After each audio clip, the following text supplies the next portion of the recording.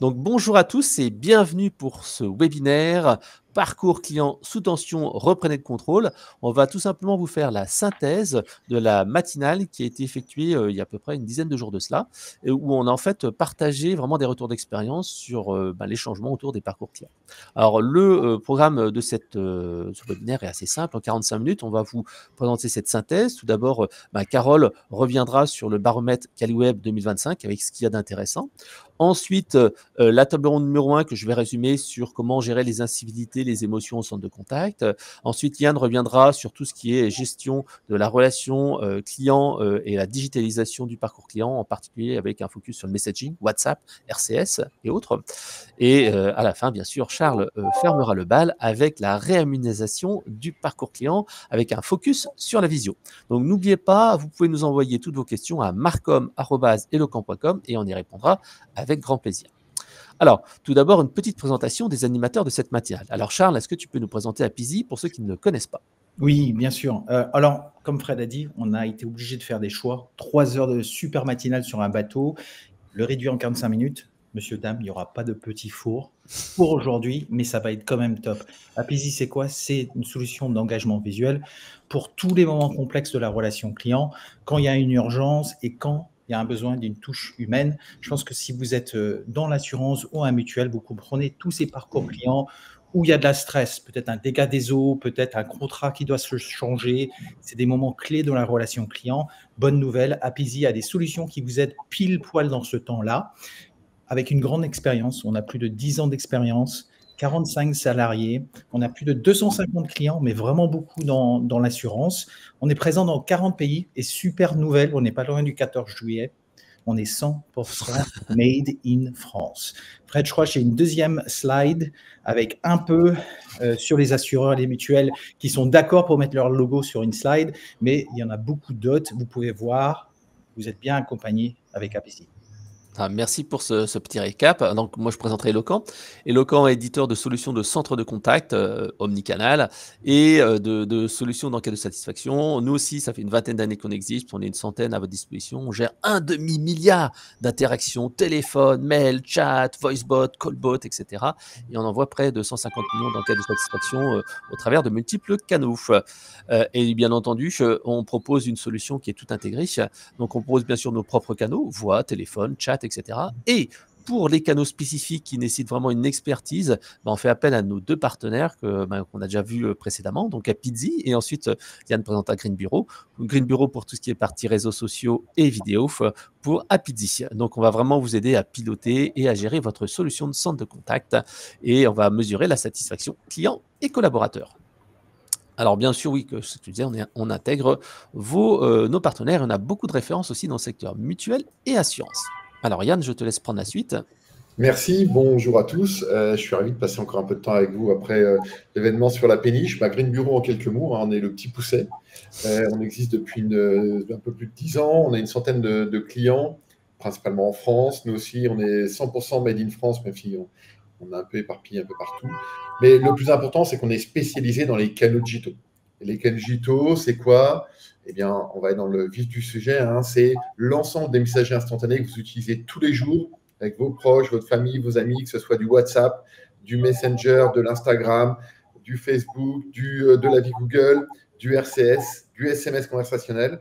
Eh bien, l'ensemble de ces canaux-là, on est capable de les décliner dans un environnement professionnel pour échanger avec vos marques, pour mettre en place des bots, pour pousser vers des mises en relation totalement automatisées, self-care si nécessaire, ou le renvoyer vers de l'humain avec Charles quand il le faut.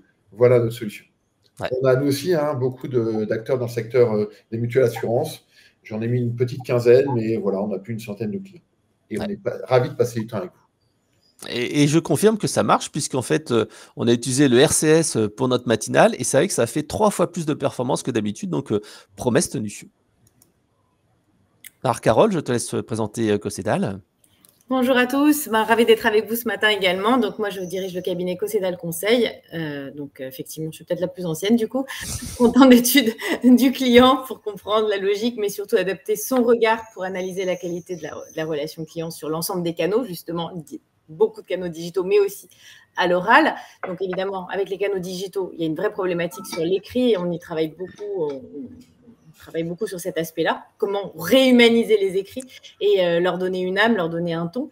Avec le baromètre CaliWeb qui existe depuis plus de 25 ans maintenant, on a développé donc justement une étude qui permet de bien comprendre les attendus des clients, leur logique, leur comportement surtout, parce que c'est ça qui va dicter les attentes, et surtout avoir mesure avec les tests mystères du baromètre CaliWeb, disposer d'un état des lieux de la qualité de la relation client en France sur l'ensemble des canaux digitaux, avec évidemment un focus spécifique sur l'assurance, puisqu'on teste chaque année plus de 15 secteurs d'activité, près de 250 sites internet, enfin 250 marques, au moyen de tests mystères, donc sur tous les canaux digitaux qui ont été évoqués il y a quelques minutes. Enfin, en tout cas, on essaye de les couvrir, réseaux sociaux, mails, évidemment, et les avis en ligne aussi.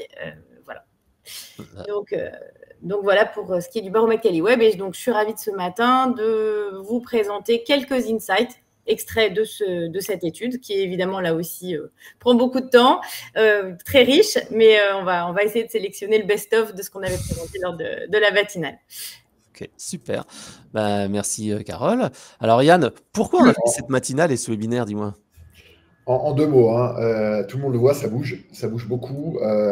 De plus en plus d'incertitudes climatiques, hein, et on est en plein dedans avec les grosses chaleurs en ce moment, des incertitudes économiques, il n'y a qu'à suivre l'actualité, des clients assez naturellement toujours de plus en plus exigeants, des acteurs du digital qui arrivent, qui bousculent un peu le marché. Donc tout ça, ça fait un peu évoluer l'environnement dans lequel les acteurs des assurances et des mutuelles ont une vraie expertise, un vrai savoir-faire. Il va falloir être capable de le faire évoluer pour gérer ces clients qui sont parfois un peu contrariés, sous tension, énervés. Voilà ce qu'on va vous présenter. C'est parti, Carole.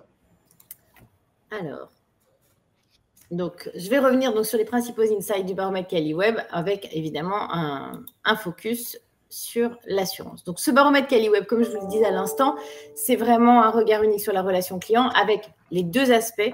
Le regard client, donc via cette enquête annuelle qui a été menée en janvier dernier, mais qu'on mène chaque année, donc qui permet de mesurer l'évolution des usages et des attentes relationnelles, et la vision expert au travers des tests clients mystères, comme je vous les évoquais.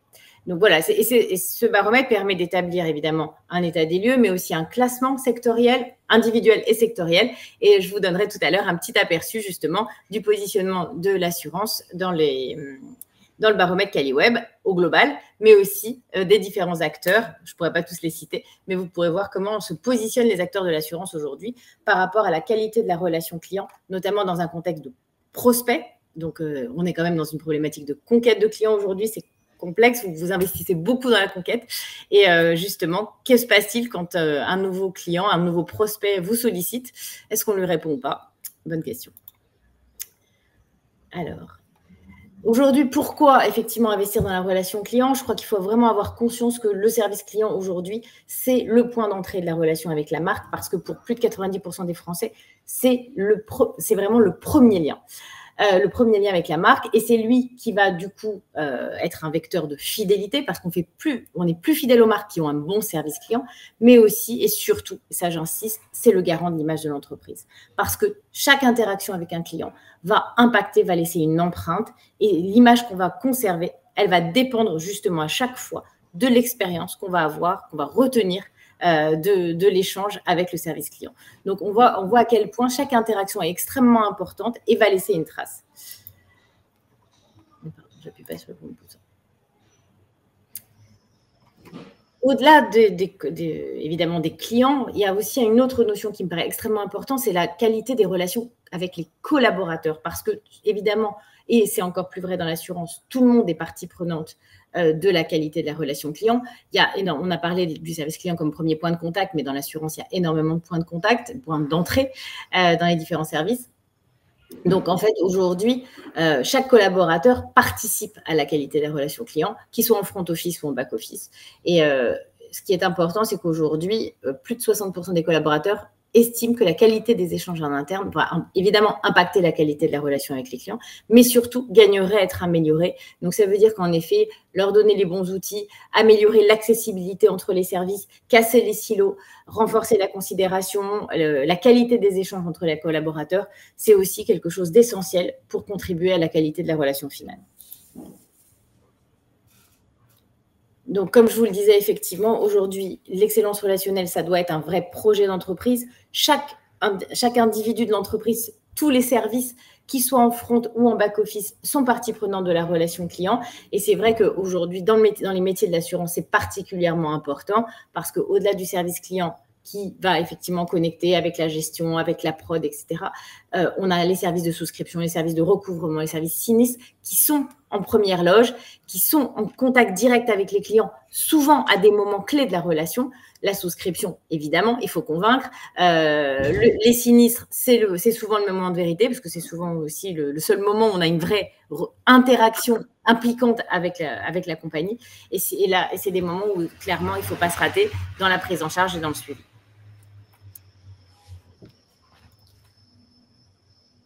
Alors, comment viser la cohérence de l'expérience omnicanal? Aujourd'hui, l'omnicanalité, c'est quelque chose qui est devenu un prérequis, c'est-à-dire que jusqu'à présent, c'était une attente, mais aujourd'hui, on voit que pour 95% des Français, je veux pouvoir choisir par quel canal contacter le service client en fonction du moment ou du contexte où j'en ai besoin. Donc, cette liberté d'accès à l'ensemble des canaux, et elle est associée aussi à une exigence de service homogène, fluide, quel que soit le mode de contact. Donc, en fait, aujourd'hui, le client va être totalement libre avec un parcours fluide et choisir effectivement le canal qu'il souhaite au bon moment, mais surtout avec un niveau de service cohérent, quel que soit le point de contact. L'entreprise qui me répond doit s'adresser à moi de la même façon, avec la même qualité de service, avec la même tonalité de voix, avec le même accueil, on va dire, quel que soit le canal emprunté et le canal surtout choisi par votre client. Alors évidemment, il ne s'agit pas d'être absolument partout, mais d'être aux endroits incontournables. Or, aujourd'hui, on voit bien que les canaux utilisés, on va les choisir en fonction du besoin de fiabilité. Évidemment, les canaux traditionnels aujourd'hui, le mail, le téléphone restent les canaux incontournables. On peut dire que, soi-disant, les jeunes les utilisent moins, etc. Mais non, ce n'est pas vrai. On l'a vu. Le mail reste aujourd'hui le canal absolument incontournable, toutes générations confondues, pour une simple et bonne raison qu'aujourd'hui, dans la mesure où on n'utilise plus le courrier, c'est devenu le canal officiel et qui est devenu clairement le substitut du courrier. Le téléphone pour l'humain, pour la relation, évidemment, mais il faut quand même avoir en tête que les très jeunes aujourd'hui refusent de parler au téléphone. Donc, c'est un canal qui est bypassé, qui est évité par les jeunes, les très jeunes, la génération Z. En revanche, les réseaux sociaux, quels qu'ils soient, continuent de progresser, lentement mais sûrement. Et ce qui est assez intéressant, c'est que des canaux comme Facebook, qu'on disait un peu has-been, peut terminer, bah oui, mais sauf que la population active, les 30-50 ans aujourd'hui, ils sont sur Facebook, ils sont toujours sur Facebook, et ce sont eux qui vont s'adresser à vous par ces canaux-là. Instagram progresse, TikTok chez les très jeunes, donc c'est des nouveaux canaux sur lesquels il faut être vigilant. Les messageries, elles ont littéralement explosé quand même cette année. On est passé de 26 à 36%, notamment avec WhatsApp qui progresse. Là aussi, lentement mais sûrement, on va dire peut-être limité par l'offre, parce que dès que WhatsApp est adopté, c'est un canal ultra fidélisant, ultra satisfaisant.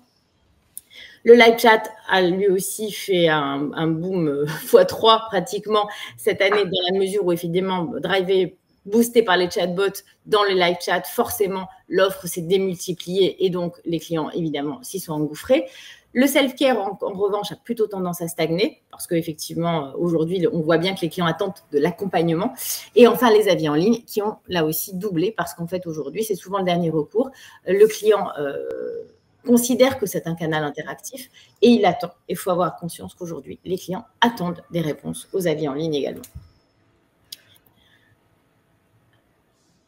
Voilà, donc juste un petit focus sur WhatsApp parce que cette année, c'est probablement le canal qui suscite le plus d'engouement, à la fois pour sa réactivité, pour sa capacité de résolution. Alors, au premier contact, quand je dis au premier contact, c'est dans le cadre d'un premier échange, mais on est dans une conversation. Ce qu'on voit, c'est qu'effectivement, on est quand même, selon nos tests, on est à 75% de résolution complète donc en une première conversation. La réactivité est là, puisqu'on est à 97% de réponses, dont plus de 40% dans le quart d'heure. Or, en effet, aujourd'hui, les clients ont bien compris que c'était un canal asynchrone, mais quand même très réactif, et on attend des réponses quand même assez rapides. Donc là, ça doit progresser. Mais effectivement, on voit que ce qui est le plus intéressant, c'est de voir que c'est un canal extrêmement fidélisant, puisque près de 80% sont prêts à recontacter la même marque sur WhatsApp et 30% l'ont déjà fait. Donc, ça veut dire qu'à partir du moment où vous avez une marque dans votre carnet d'adresses WhatsApp, vous allez y revenir spontanément, directement. Et puis surtout, quand on vous répond, le téléphone, vous l'avez toujours dans votre poche. Donc voilà, donc effectivement, je pense que c'est un canal extrêmement intéressant et qui s'est déjà hissé dans le top 3 des canaux préférés cette année pour les Français. Donc, j'avais oublié que j'avais laissé effectivement l'analyse par âge. Donc, vous voyez effectivement que côté jeunes, on pourrait se dire, bon, finalement, ils ne sont pas très service client. Mais si, en fait, contre toute attente, les jeunes sont ceux qui sollicitent le plus les services clients. Vous voyez, 88% en ont contacté un contre 75% en moyenne. Et ce sont eux qui vont le plus être multicanaux, omnicanaux, parce qu'ils vont passer de façon fluide d'un canal à l'autre. Vous voyez notamment TikTok, 20% d'entre eux ont tenté une interaction via TikTok cette année. Ils n'ont pas forcément eu de réponse, mais ce n'est pas grave. En tout cas, ils ont testé. Ils ont dit que ça pourrait tout à fait être un canal intéressant. Mais vous voyez que sur le mail, c'est assez constant. Toutes les générations y sont. En revanche, il y a un vrai rejet du téléphone chez les très jeunes. J'évite au maximum les appels téléphoniques avec les services clients parce que je préfère communiquer par écrit. Donc, on voit bien le potentiel de tout ce qui est messagerie par rapport à cette génération. Pour les 25-50 ans, on va dire, les canaux traditionnels sont choisis pour la fiabilité, les messageries et les réseaux sociaux pour la réactivité. Et quant aux 50 ans et plus, c'est pas très compliqué. Il n'y a que 2 canaux qui les intéressent, le mail et le téléphone. Parce que de toute façon, ils n'acceptent de discuter qu'avec un vrai conseiller et a priori, ils boycottent les chatbots et l'IA. Alors, je vous disais que le mail était aujourd'hui choisi pour la fiabilité. Les chiffres le montrent. Donc, selon nos tests mystères, on voit qu'effectivement, on est sur un taux de réponse moyen de 83%, qui oscille entre 95 et 70%. Et comme vous pouvez le constater, le 70%, le dernier, c'est l'assurance. Donc, on voit bien qu'il y a un vrai retard à combler dans le domaine de l'assurance pour capter les prospects, puisque c'est un canal qui n'a pas été préempté au départ, qui est resté un petit peu moins utilisé, moins bien traité, clairement, parce qu'en effet, il y a des espaces clients, mais quand on n'est pas encore client, on n'a pas accès à l'espace client. Donc, comment obtient-on une réponse ? Il y en a quand même 30% de clients, il y a 30% de clients potentiels qui restent sur le carreau. En revanche, sur les réseaux sociaux, ça fonctionne un peu mieux, parce que là, c'est quelque chose qui s'est développé dès le départ, en disant, il y a eu un vrai parti pris d'investissement pour les prospects sur les réseaux sociaux. Et là, on voit qu'en effet, dans ce domaine-là, l'assurance se positionne plutôt pas mal dans le top 4. Mais ça veut dire que quand on parlait d'homogénéité, d'harmonisation des canaux, il y a quand même un gros décalage, et notamment par rapport au mail, qui est quand même un canal essentiel aujourd'hui. Un dernier point, parce que on ne va pas pouvoir passer sur tout, mais je pense que c'est intéressant. Sur le niveau d'exigence des clients aujourd'hui, je crois qu'il faut l'avoir en tête. Aujourd'hui, on a différents profils de clients. Les digitaux efficaces, ce sont les actifs, pressés. Eux, ce qu'ils veulent avant tout, c'est une réponse au premier contact. Ils veulent de la reconnaissance et du respect. Ils veulent un service professionnel proactif pour une solution rapide et efficace. Donc, on va dire que c'est ceux qui veulent un service client sans couture. Je vais me débrouiller en self-care, je suis prêt à utiliser l'IA, mais il faut que ça aille vite et je dois être reconnu. Les relationnels classiques, eux, comme les digitaux efficaces, ils veulent maintenant un ton, un style cohérent avec l'image de marque. Ça va bien au-delà de juste l'accueil et les preuves de considération. Ils veulent de la responsabilité, de l'engagement de la marque à travers du service client. Mais ils veulent qu'on mette les formes. Le client attend des preuves, ces clients plus matures, ils attendent des preuves de considération. Or, dans le métier de l'assurance, je pense que des clientèles de 50 ans et plus, il y en a beaucoup, pas que, mais évidemment, c'est une clientèle qu'il faut considérer. Ils veulent de la confiance, de la disponibilité, de la patience, prendre le temps avec eux parce que parfois, eux, ils ont plus de temps et ils ont envie de le prendre, contrairement aux digitaux efficaces. Et enfin, et c'est ça, je pense, le point le plus important, c'est de bien comprendre que quel que soit le profil, la totalité des Français le niveau d'exigence de base aujourd'hui, il faut avoir conscience qu'il est très élevé et que peu d'entreprises y sont. C'est-à-dire que le service de base, qui est d'avoir une réponse rapide à ma question en termes simples et précis, ça ne suffit plus. Aujourd'hui, je veux de l'écoute attentive, bienveillante, de la pédagogie, de l'empathie. Donc, ça va bien au-delà d'une simple réponse. Et on voit que c'est devenu le nouveau socle d'attente commune à l'ensemble des Français, quel que soit leur profil. Donc, voilà. Donc, c'est pour avoir conscience du niveau d'exigence aujourd'hui et du niveau de service qui est attendu par l'ensemble des Français. Alors, moi, je sais si tu as quelques infos en plus, autrement on va passer à la Voilà. seconde partie. Donc très rapidement, effectivement, pour rebondir sur ce qu'on disait tout à l'heure, on est aujourd'hui dans un contexte d'exigence et d'incertitude élevée qui impose de clarifier ses positions en interne. Donc c'est vrai que ce qui est important pour atteindre l'excellence relationnelle en 2025, c'est donner du sens aux valeurs de l'entreprise pour améliorer l'engagement des collaborateurs, donc valoriser la fierté, l'appartenance, incarner et faire vivre les promesses de la marque dans les mots et dans les actes. Donc, c'est vraiment développer, ancrer votre empreinte relationnelle pour laisser une trace à chaque échange, mais surtout redonner confiance aux conseillers, augmenter leur efficacité et évidemment capitaliser sur l'humain. Voilà les messages clés que je voulais faire passer ce matin. Peut-être un dernier point sur comment se positionnent les assurances et les mutuelles dans le baromètre CaliWeb. Très vite, juste pour vous donner une idée. Donc voilà, l'ensemble des entreprises testées dans le secteur assurance et mutuelle. Peut-être que vous reconnaissez. Vous avez à l'écran où se positionne la première marque, le numéro 1 du secteur de l'assurance en matière de relations clients digitales. Cette année, c'était MMA qui a remporté le trophée. Et vous voyez qu'en fait, il est classé au 31e place du secteur. Donc, on voit que l'assurance est loin d'être au top, malgré, même pour les acteurs les plus performants. Dans le top 3, vous avez Maïf et Matmut. Et vous voyez qu'ensuite, ça décline assez vite. Et vous voyez le positionnement des 15 marques qui ont été évaluées cette année. Donc, bien sûr, ce classement, il est à votre disposition si vous êtes parmi les marques testées. Donc, il suffit de me le demander, le classement et votre ranking et votre note sont disponibles sur simple demande. Donc, ça ne sera pas à la pause, mais ça sera par mail si vous le souhaitez. Et évidemment, le diagnostic CaliWeb complet est également disponible sur commande avec l'ensemble des insights du baromètre CaliWeb, l'analyse détaillée de vos réponses avec, de façon à faire un vrai diagnostic, un bilan des forces et faiblesses de la qualité des réponses et bien sûr une mise en perspective avec les meilleurs benchmarks du marché. Ok. Voilà. Merci beaucoup. Carole. Alors, ce que je propose, c'est qu'on passe à la deuxième table ronde. Donc, moi, je vais faire un petit résumé de la table ronde qui a été animée par Daniel Ray, qui est enseignant-chercheur à Grenoble École de Management, et une de nos clientes, Valérie Imbert, de Soliazar, qui est équipée de notre solution d'enquête de satisfaction, de quality monitoring, et bien sûr de centre de contact omnicanal. Donc, ce qui était intéressant, d'abord, c'était une petite introduction qu'on a fait et qui a mis un petit peu en perspective la situation, puisqu'en fait, on a fait écouter aux personnes, via l'outil de Quality Monitoring, une conversation avec la transcription, avec les sentiments qui sont la catégorisation. Et c'est vrai que c'est assez utile, on s'en rend compte. Je vous laisserai écouter si vous le souhaitez. J'ai mis un QR code et des liens. Et en fait, ça montre bien l'importance que la vie des conseillers n'est pas facile et qu'il faut les aider, il faut les coacher à gérer ces personnes difficiles, ces personnes civiles. Et donc, en fait, on voit bien que ça va être un travail à faire dans les mois et années à venir avec le contexte économique qui se durcit. L'autre point après, c'est que bien sûr, on a eu Daniel Ray dans son rôle d'enseignant-chercheur qui a pris de la hauteur et qui nous disait, voilà, il faut déjà commencer par comprendre d'où viennent les émotions et ensuite pouvoir agir. En fait, il prenait le même principe qui a été fait pour les réclamations. Il faut déjà définir ce qu'est une réclamation pour en fait savoir, il faut définir une réclamation pour savoir la traiter et définir les incivilités pour savoir les traiter. Et donc, il faut définir en interne quels sont les comportements, quels sont les mots, etc., qui font vraiment une incivilité.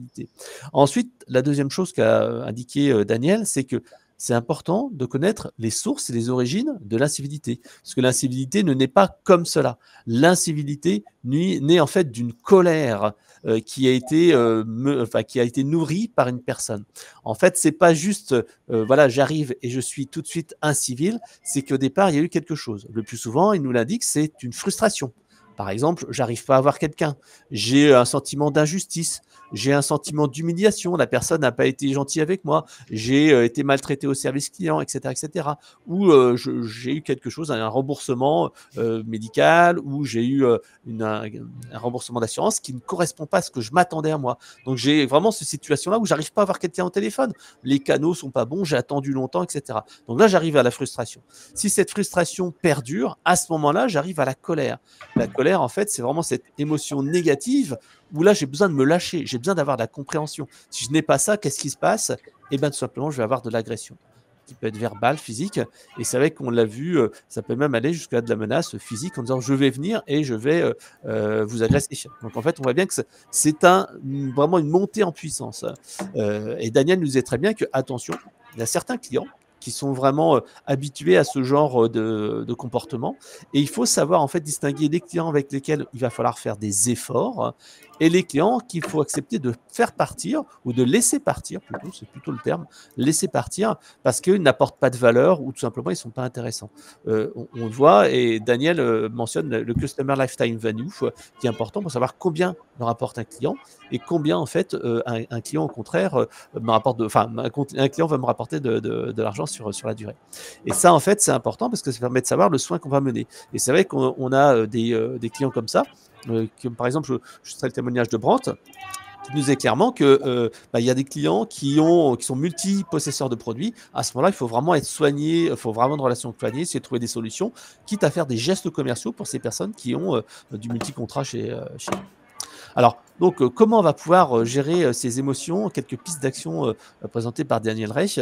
La première, tout simplement, c'était d'essayer de ne pas créer des sentiments d'impuissance, d'humiliation et d'injustice, c'est-à-dire écouter la personne, travailler ses process et ses parcours clients pour que ce soit plus orienté client. Ça me paraît une évidence, mais tous ces remontées-là qui arrivent au niveau des clients, les feedbacks, les enquêtes, les études, etc., il faut les mettre en application.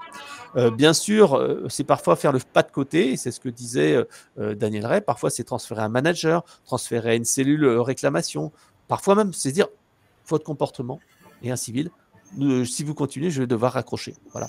Accepter jusqu'à quel niveau on accepte cette intolérance. Donc, tester peut-être aussi le transfert à un interlocuteur de sexe différent. Daniel disait que des études montrent que si un homme est transféré à une femme, ça se passe mieux, et une femme à un homme, ça se passe mieux. Donc, il y a vraiment des impacts à faire là-dessus. Ensuite, développer la culture client, parce que plus il y a une culture client, plus le changement plus en fait les collaborateurs ont moins en fait l'impression d'être mis, en difficulté face aux clients. Hop. Alors, donc, l'autre partie de la présentation concernait en fait la gestion des émotions. Et là, en fait, on a eu le plaisir d'avoir donc Valérie qui nous a montré un petit peu ce qu'il faisait au niveau de Soliazar. Le premier travail était fait sur la gestion des émotions. C'est vraiment pour eux une continuité. C'est un programme qui a été mené en place il y a 2 ans où ils ont en fait commencé par aider les personnes à savoir comment gérer leurs propres émotions, à repérer leurs émotions. Et ça, en fait, c'était vraiment un vrai travail. Par exemple, pour savoir qu'il ne faut pas hausser le ton quand la personne parle fort. Au contraire, il faut rester un ton calme. Certains de nos clients, comme OpCOP, disent que quand il y a un client qui est énervé comme ça, ils disent « mais qu'est-ce que vous voulez dire? C'est-à-dire exactement, qu'est-ce que vous voulez dire par là ?» Et là, tout de suite, la personne se rend compte de son comportement et ça redescend. L'autre point, en fait, c'est bien sûr identifier dans les parcours clients quelles sont les étapes psychologiques des personnes, quelles sont leurs émotions. Et Carole disait qu'il y avait des fiches comme ça qui étaient réalisées au niveau des différents personas d'achat. Par exemple, pour une personne qui venait d'acheter sa moto, lors du premier appel, en fait, il faut jouer sur l'émotion d'achat, le féliciter pour sa moto, quel était le modèle, etc. etc. Lors d'un accident moto, par contre, dire, voilà, comment allez-vous, comment se passe pour vous d'abord avant de parler du sinistre. Pour un taxi, ils savent que c'est quelqu'un qui a besoin d'avoir des réponses très rapidement parce que c'est son outil de travail, c'est travailler sur la rapidité. Voilà, donc ces fiches émotions permettent d'être en phase avec le client et tout ça, ça permet bien sûr d'améliorer l'empathie vis-à-vis des clients. Concernant la gestion des incivilités, là, il y a aussi un travail qu'ils ont mené, mais uniquement cette année. Et ils ont commencé par mettre en place un sondage auprès des collaborateurs. Ils se sont rendus compte que 100% des collaborateurs ont répondu. Ce qui est assez original parce que d'habitude, tout le monde ne répond pas aux enquêtes et aux études. Là, ils se sont rendus compte qu'il y avait vraiment quelque chose et qu'ils avaient touché un point sensible. Et 90% des agents du service client disaient j'ai été confronté à une incivilité au moins récemment. Donc, ils ont commencé d'abord à travailler sur les managers, parce que tout simplement, les incivilités touchent les collaborateurs, mais il faut bien sûr que les managers soient capables de les aider. Donc, plutôt que de travailler directement sur l'incivilité au niveau des personnes, ils ont dit, on va déjà aider nos collaborateurs, parce qu'un collaborateur qui sera aidé sera mieux en phase pour traiter après les appels d'après ou traiter ce moment difficile.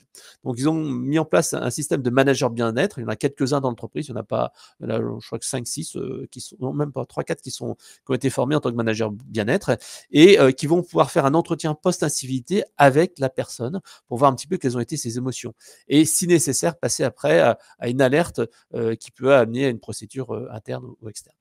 Ils ont également mis en place, et ça je trouve que c'est extrêmement original, de la sophrologie pour aider en fait des collaborateurs à gérer ce moment de stress avec un travail sur la saturation d'essence et également la respiration.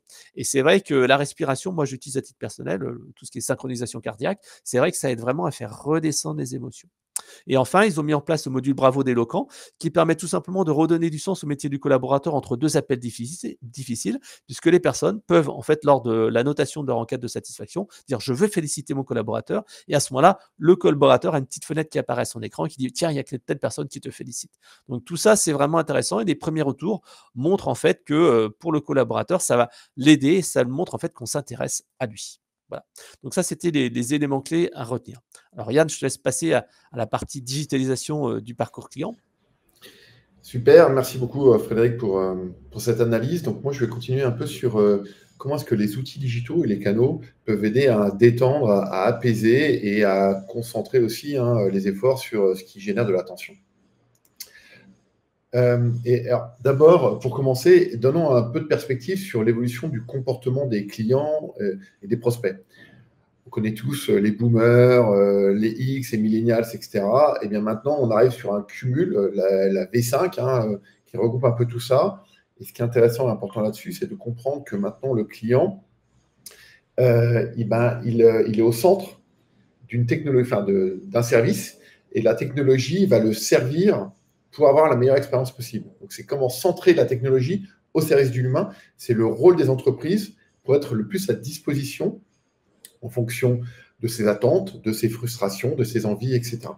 Et donc, quand on voit cette évolution du comportement, qu'on a tous perçu dans le temps avec l'évolution des technologies et des canaux, comment est-ce qu'on va être capable de se concentrer sur les points importants par rapport à cela? Le premier, c'est clairement mobile only. Le mobile, les téléphones, les smartphones sont devenus les canaux principaux d'échange entre proches et avec ses clients, avec ses marques, etc. De la messagerie conversationnelle. Carole l'indiquait tout à l'heure, il y a quand même un Swift qui se fait vers les canaux digitaux, mais ça n'empêche pas qu'à un moment donné, il faut avoir une conversation, il faut pouvoir discuter. Et donc, messagerie conversationnelle, super important. Personnalisation. Il n'y a rien de mieux que de parler avec quelqu'un qui vous comprend, qui a votre même état d'esprit, qui a votre même logique, etc. L'humilité, on est face à des clients qui sont irrités, sensibles, etc. Donc, il faut toujours faire preuve d'une approche douce. Et par rapport à tout cela, eh bien, l'IA peut nous y aider. L'IA, on l'a vu avec l'IA conversationnelle, ChatGPT et tous les autres. Eh bien, quand on est capable de le déployer, on apporte une expérience qui va être avec de l'humilité, personnalisée et conversationnelle. Mais, et il y a un mais, attention, l'IA, ce n'est pas si simple que ça. L'IA, il faut la maîtriser, l'IA, il faut la paramétrer, l'IA, il faut la tester, l'IA, il faut mettre des indicateurs, etc. Parce que sinon, un peu comme on le voit à l'écran, il y a peut-être quelques anomalies qui peuvent apparaître. Et quand on a des anomalies, c'est pas terrible. Alors là, c'était la télé, mais quand on est face à un client énervé et qu'une IA générative commence à avoir des hallucinations, c'est pas bon du tout. Donc une IA, ça se maîtrise, et donc ça se déploie, etc. Mais par contre, quand ça marche, c'est top. Et là, on va vous donner un exemple. On a déployé sur une panoplie de canaux digitaux lors d'un événement que tout le monde a encore en tête. C'était il y a à peu près un an, c'était les Jeux Olympiques de 2024. Sur des canaux tels que du WhatsApp, du Messenger, Instagram Direct, du live chat, on a mis en place, nous, une IA générative. Une IA générative qui était là pour accompagner les usagers sur l'expérience des Jeux Olympiques.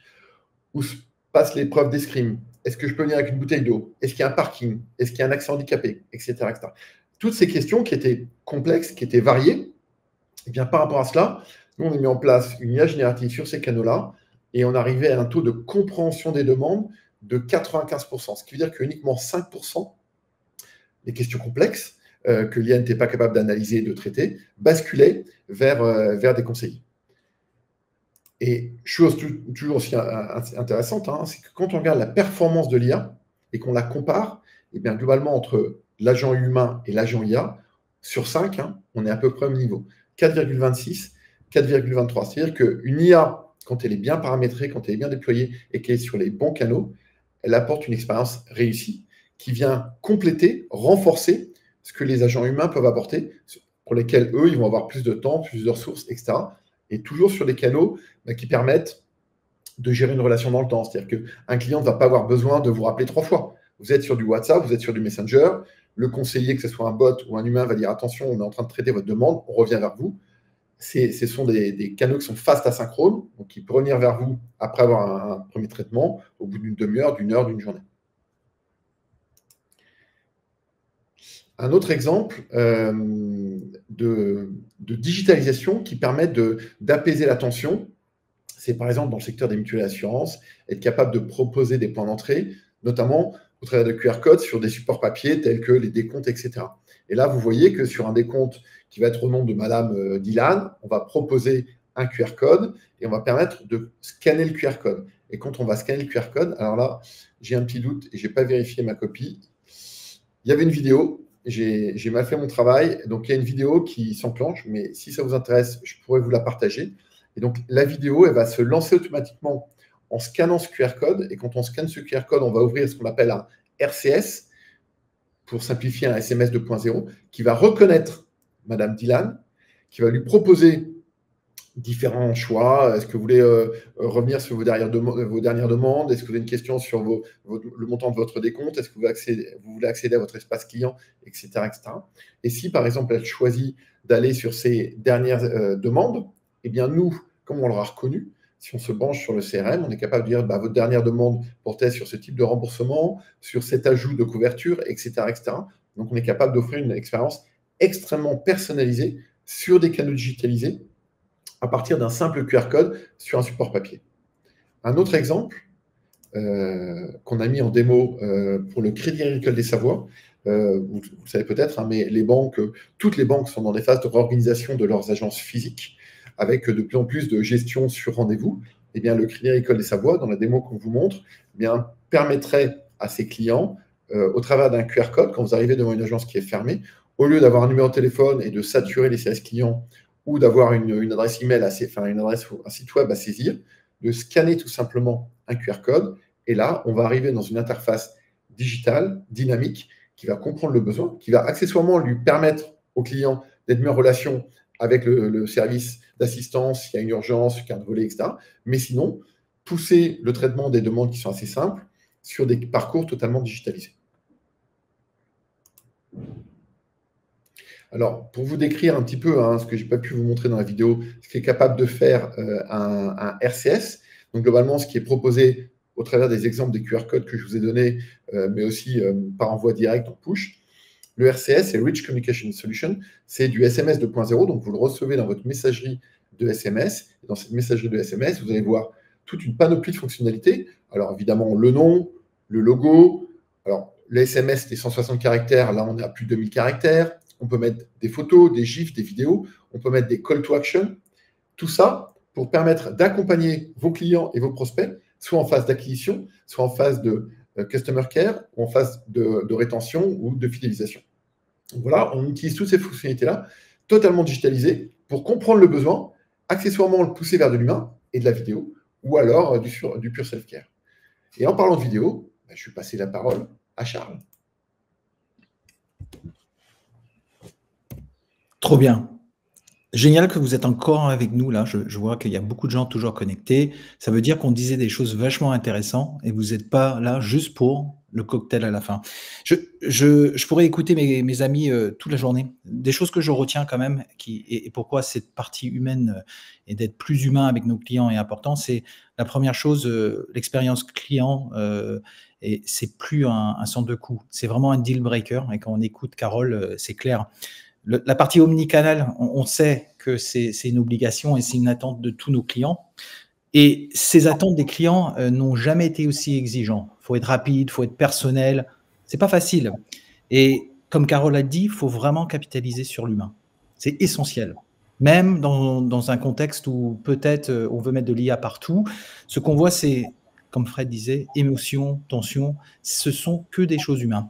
Alors, ce que j'ai adoré avec cette table ronde, c'est qu'on avait vraiment des gens du terrain, des gens qui sont en face de leurs clients au quotidien, qui doivent déployer des nouvelles solutions, qui doivent améliorer des parcours clients. Et ce qu'on voit, c'est qu'eux, ils sont en frontal. Et ils essayent de comprendre ce que les clients veulent vraiment. Ce n'est pas une étude, ce n'est pas des stats, c'est du vrai. Et ce qui est intéressant, c'est que ce qu'on voit actuellement, le contexte, si on veut prendre un peu de hauteur dans ce moment, c'est qu'actuellement, 60% des projets IA échouent. Et il y a une multitude de raisons. C'est peut-être des fausses promesses de l'IA, c'est peut-être les équipes qui ne sont pas prêtes pour ça. Il y a plein de raisons que ça ne marche pas. Mais aussi, quand on pose la question aux clients, c'est 75% des consommateurs qui préfèrent parler à un service client, ils sont prêts à attendre pour parler à un humain que passer par un bot, passer par autre chose. C'est vachement important. Alors, comme je vous ai dit, on avait 3 experts, Sonia, Alexis, Paul et Xavier, qui ont vraiment partagé leur quotidien et ce qu'eux, ils mettent en place pour avoir des interactions un peu plus personnelles, un peu plus humaines. Et le résultat est vachement intéressant parce qu'on voit plus de satisfaction pour eux. MIF Assurance, c'est 160 ans d'expérience client, de relations clients. C'est assez incroyable. C'est beaucoup d'appels par an. Et ce que j'adore, ce que Sonia nous a partagé, c'est 90% du temps, on arrive à parler à un humain. C'est énorme, c'est génial. Mais aussi, il y a un autre souci sur cette partie, on va dire, digitale, qui est vachement important. Ça veut dire quand on parle d'inscription en ligne, il y en a beaucoup qui prennent assez longtemps, qui est normal. C'est un domaine, l'assurance, où il y a pas mal de questions à remplir avant d'avoir son contrat. Mais ce qu'on voit, c'est une expérience client très humaine parce qu'ils arrivent à parler à des gens. Mais là, dans ce contexte qui est digital, qu'est-ce qu'on fait quand quelqu'un est coincé, qui est normal? Je ne sais pas comment répondre à cette question, je suis un peu perdu. Et c'est là qu'ils ont mis en place quelque chose via Apizzi, c'est du partage d'écran et du co-browsing. C'est super simple. Je suis coincé, c'est un peu complexe pour moi, c'est vachement important. Je veux rester avec vous peut-être pour ma vie entière. Et j'ai besoin de l'aide maintenant, parce que je suis en train de remplir ça maintenant. Et le partage d'écran est une solution plutôt intéressante pour créer ce lien et déstresser les gens et vraiment les aider quand on a besoin de vous.